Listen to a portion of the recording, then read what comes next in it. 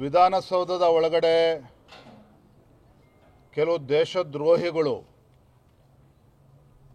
ಪಾಕಿಸ್ತಾನ್ ಜಿಂದಾಬಾದ್ ಎಂಬ ಘೋಷಣೆಯನ್ನು ಕೂಗಿದ ನಂತರ ಭಾರತೀಯ ಜನತಾ ಪಾರ್ಟಿಯ ನಿರಂತರ ಹೋರಾಟದ ಪ್ರತಿಫಲವಾಗಿ ನಿನ್ನೆ ದಿನ 3 ದೇಶದ್ರೋಹಿಗಳನ್ನು ಬಂಧಿಸಿದ್ದಾರೆ. ಇಲ್ಲಿ 2 ವಿಚಾರಗಳು.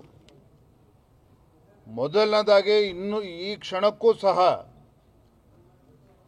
ರಾಜ್ಯ ಸರ್ಕಾರ FSL ವರದಿಯನ್ನು ಇವತ್ತೂ ಕೂಡ ಬಹಿರಂಗಪಡಿಸಿಲ್ಲ. ಎಲ್ಲೋ ಒಂದು ಕಡೆ ಖಾಸಗಿ FSL ರಿಪೋರ್ಟ್ ಬಹಿರಂಗ ಆಗಲಿಲ್ಲ ಅಂತ ಹೇಳಿದರೆ ಇನ್ನೂ ಕೂಡ ಈ ದೇಶದ್ರೋಹಿಗಳನ್ನು ಬಂಧಿಸೋದಕ್ಕೆ ರಾಜ್ಯ ಸರ್ಕಾರ ಮೀನಮೇಷ ಎಣಿಸ್ತಾ ಇತ್ತು ಅಂತ ಕಾಣ್ತದೆ. So what is stopping the state government? ಯಾವ ಕಾರಣಗಳಿಂದಾಗಿ ಇವತ್ತು ಕೂಡ ರಾಜ್ಯ ಸರ್ಕಾರ FSL ರಿಪೋರ್ಟನ್ನು ಬಹಿರಂಗಗೊಳಿಸೋದಕ್ಕೆ ಸಾಧ್ಯ ಆಗ್ತಾ ಇಲ್ಲ? ಇದಕ್ಕೆ ನಮಗೆ ಉತ್ತರವನ್ನು ನೀಡಬೇಕು.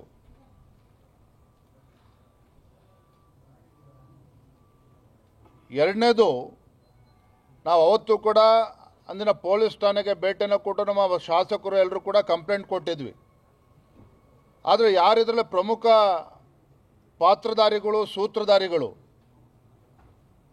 ಈ ದೇಶದ್ರೋಹಿ ಚಟುವಟಿಕೆಯಲ್ಲಿ ಭಾಗವಹಿಸಿರ್ತಕ್ಕಂಥ ಪಾಕಿಸ್ತಾನ್ ಜಿಂದಾಬಾದ್ ಅಂತೇಳಿ ಘೋಷಣೆ ಮಾಡಿರ್ತಕ್ಕಂಥ ದೇಶದ್ರೋಹಿಗಳಿಗೆ ಸೂತ್ರಧಾರಿಗಳು ಯಾರು, ಪಾತ್ರಧಾರಿಗಳು ಯಾರು? ಪ್ರಮುಖರಾಗಿರ್ತಕ್ಕಂಥ ರಾಜ್ಯಸಭಾ ಸದಸ್ಯರಾಗಿ ಆಯ್ಕೆ ಆಗಿರ್ತಕ್ಕಂಥ ನಾಸಿರ್ ಹುಸೇನ್ ಅವರ ಹೆಸರನ್ನೇ ಇವತ್ತು ಪೊಲೀಸರು ಕೈ ಬಿಟ್ಟಿರ್ತಕ್ಕಂಥದ್ದು ಮೇಲ್ನೋಟಕ್ಕೆ ಕಾಣ್ತಾ ಇದೆ.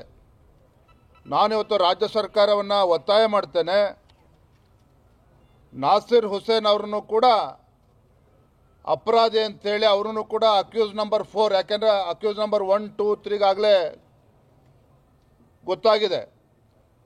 ರಾಜ್ಯಸಭಾ ಸದಸ್ಯ, ಕಾಂಗ್ರೆಸ್ ಪಕ್ಷದ ರಾಜ್ಯಸಭಾ ಸದಸ್ಯರಾಗಿ ಆಯ್ಕೆ ಆಗಿರ್ತಕ್ಕಂಥ ನಾಸಿರ್ ಹುಸೇನ್ ಅವರನ್ನು ಸಹ ಅಪರಾಧಿ ಅಂತೇಳಿ ಪೊಲೀಸರವ್ರನ್ನ ಪರಿಗಣಿಸಿ ಕಾನೂನಿನ ಪ್ರಕಾರ ಸೂಕ್ತ ಕ್ರಮವನ್ನು ಕೈಗೊಳ್ಳಬೇಕು ಅಂತೇಳಿ ನಾನು ರಾಜ್ಯ ಸರ್ಕಾರಕ್ಕೆ ಈ ಸಂದರ್ಭದಲ್ಲಿ ಒತ್ತಾಯವನ್ನು ಮಾಡ್ತಾ ಇದ್ದೇನೆ.